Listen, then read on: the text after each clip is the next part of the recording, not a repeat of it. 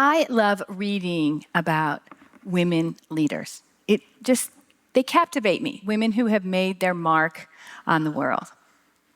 I've read every book there is about all the female Nobel laureates.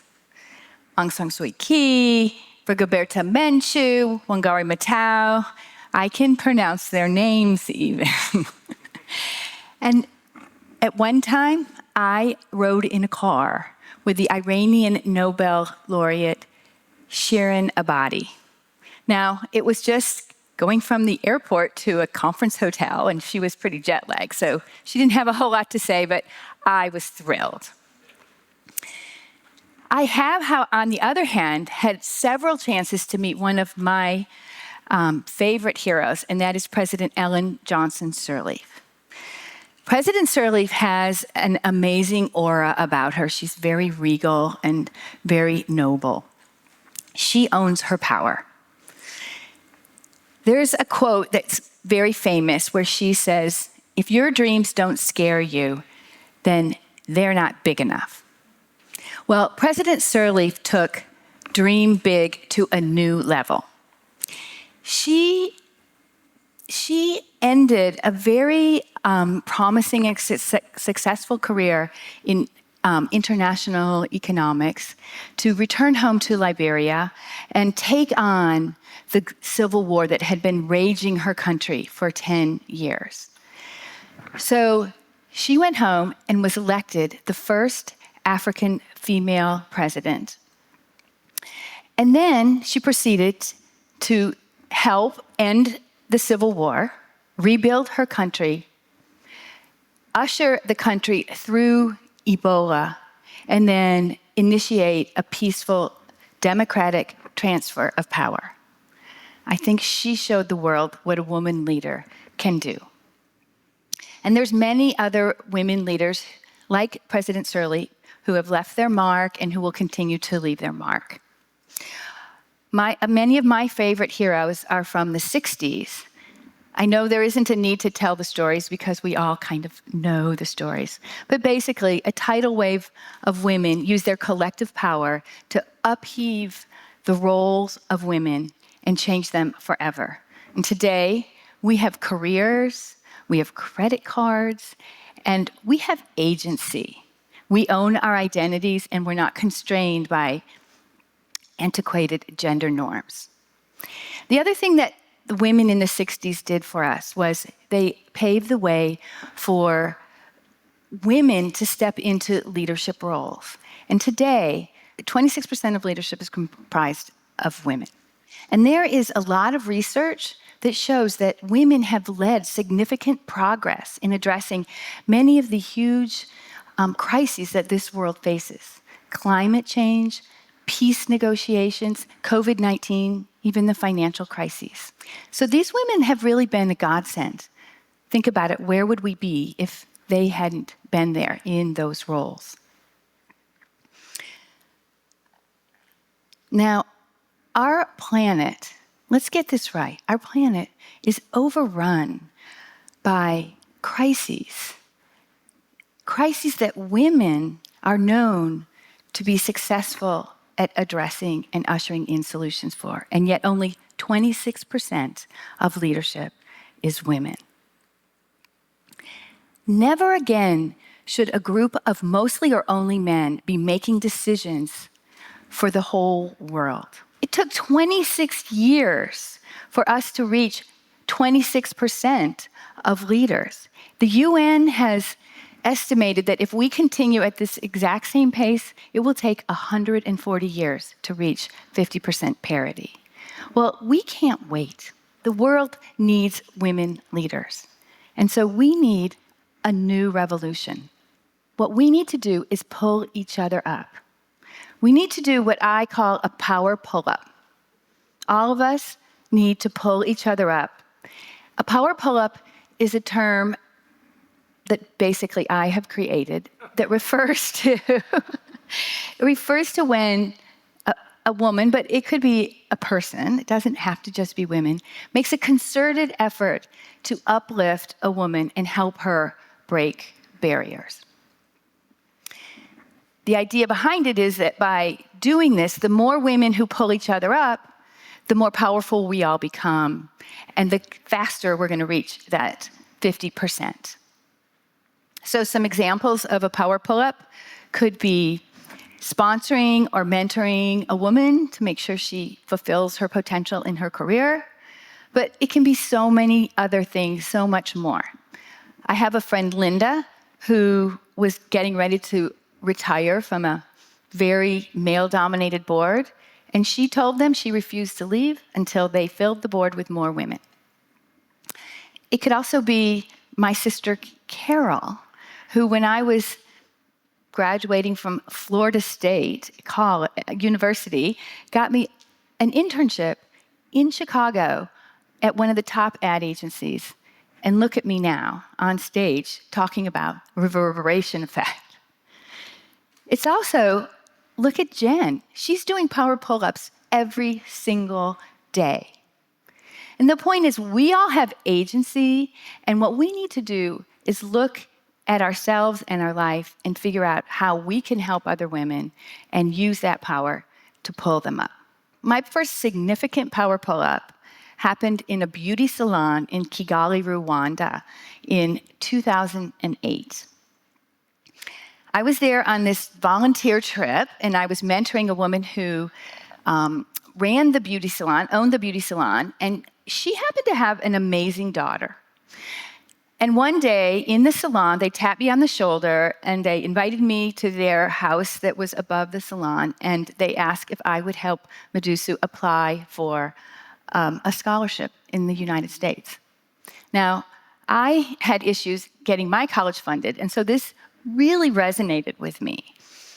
So I said, of course, and what I thought I was agreeing to was spending a couple hours in the lobby of my hotel, helping her go through the Common App. And then I went home, and my network rose up. And in fact, one of those women is here tonight. And they said, oh, let's get her into Wellesley. Let's get her into Bucknell. And so we all helped, and Medusa actually went to Bucknell.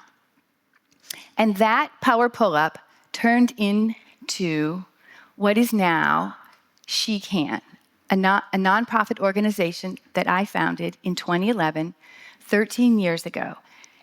And since then, we have helped 119 amazing young potential leaders attend college in the United States and be put on a path to being a leader at home.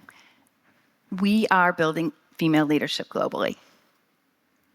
But really, without knowing it, we created a mass power pull-up, because it isn't that 119 women are now on paths to leadership. It's because we involved civil society, people just like everyone here in this room. You see, every one of the scholars in our program is matched with a team of 5 mentors, mostly women, some men, and they come together to help her win her scholarship, and then also be like a team of aunts and uncles while she's in college and help get her on a pathway home. So we have 600 mentors now supporting our scholars. And together, we are building women's global leadership.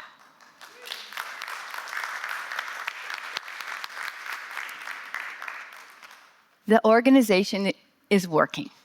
$37 million has been invested by colleges in supporting low-income, low-potential women from post-conflict countries in becoming leaders. And our grads, they are killing it. Our most impressive is Patrice Uwasi, who was sworn in as the Minister of State in Rwanda, reporting directly to President Kagame. And She Can, we're on fire. Our last 2 galas raised over $1 million. And that made me the envy of my nonprofit leader friends.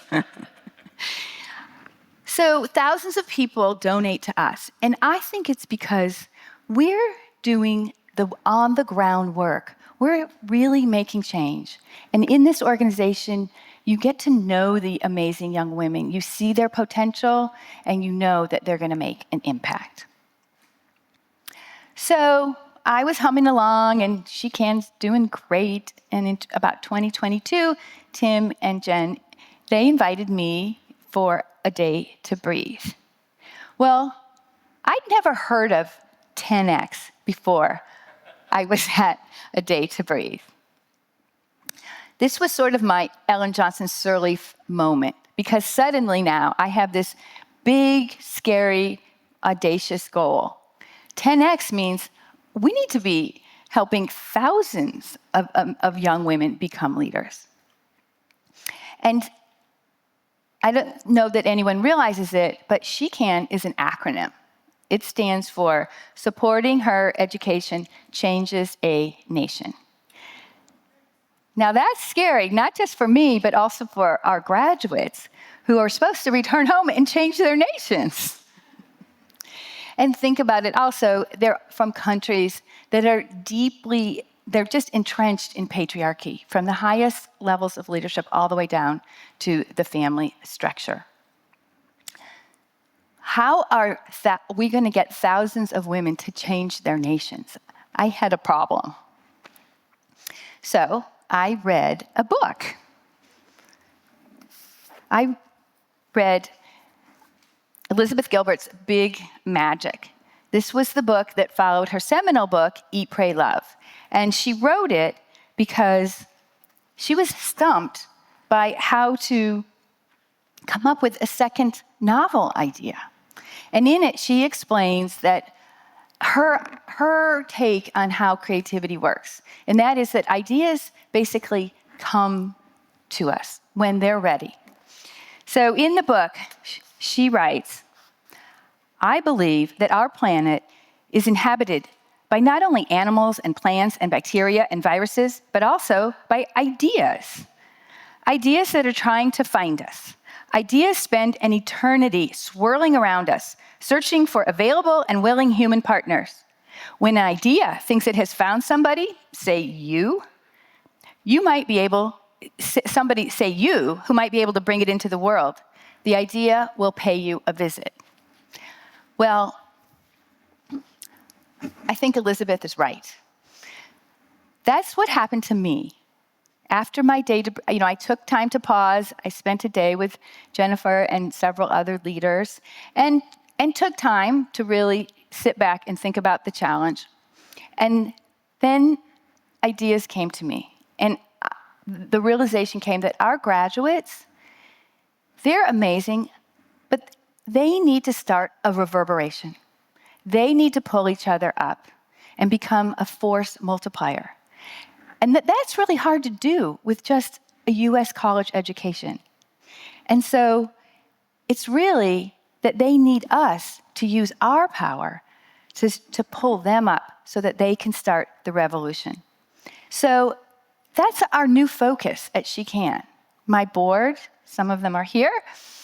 We've a whole new strategic plan, and we're focusing on supporting our amazing graduates at home and helping them start a network, the Success Network, where they're pulling each other up, and through them, through each other, they become more and more powerful. And we can do it. We can provide coaches and stipends and local mentors and introductions. And just imagine, our vision is in 20, 40 years, thousands of amazing young leaders pulling each other up, making their mark on the world. The organization needs a power pull-up in the form of a transformative grant. So we have this full plan, and I am ready to show it to visionary leaders who are interested in supporting an organization that is poised to create systemic change.